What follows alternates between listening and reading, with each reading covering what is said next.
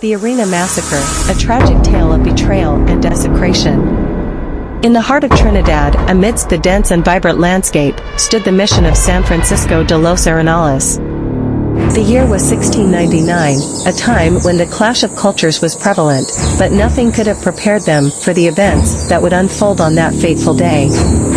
The Amerindians, who had been tied to the church's encomienda at the mission, grew discontented with their circumstances.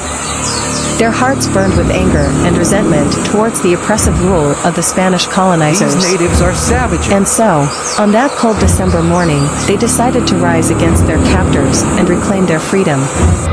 The tension in the air was palpable as the Amerindians quietly plotted their rebellion. Their eyes gleamed with determination as they prepared for what lay ahead.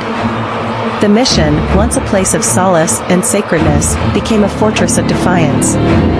In the dark of the night, with only the distant glow of the moon to guide them, the Amerindians struck.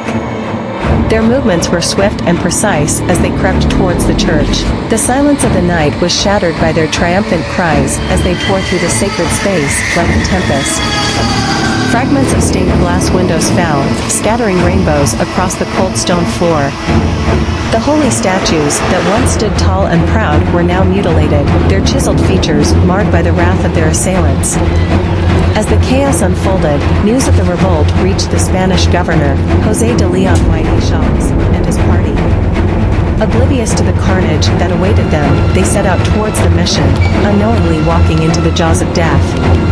The governor, wrapped in the pride of his position, believed he was invincible. Little did he know that fate had a different plan. The Amerindians lay in wait, hidden among the trees and lurking in the shadows. Their eyes burned with vengeance as they watched the governor and his party approach.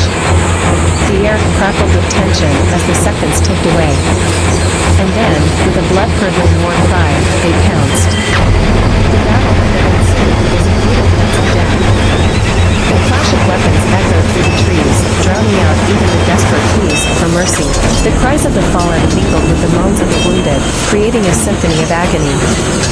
The earth beneath them seemed to shake with the weight of their rage. Among the fallen was Father Juan de Sotomayor, a missionary priest who had dedicated his life to serving the Nucleo villages. His lifeless body lay twisted on the ground, a testament to the brutality of the uprising. The governor, once a figure of authority, was now reduced to lifeless flesh and bone. Only one member of the governor's party managed to escape the clutches of the Amerindians. He stumbled and ran through the dense foliage, his heart pounding like a war drum.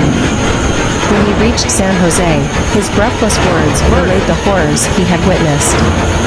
The people of Trinidad trembled with fear and sorrow, mourning the loss of their loved ones. As we reflect on the tragic events of the Arena Massacre, we must observe the power of desperation and the consequences of oppression. The Amerindians, driven to the brink by their circumstances, chose to fight for their freedom. Their passionate rebellion, though tainted by violence, reminds us of the lengths humans will go to when pushed to their limit. It is a reminder that we must strive for a world where understanding and compassion prevail over tyranny and injustice. Only through empathy and respect can we avoid the sorrowful fate that befell the mission of San Francisco de los Arenales and the lives lost on that bleak December night in 1699.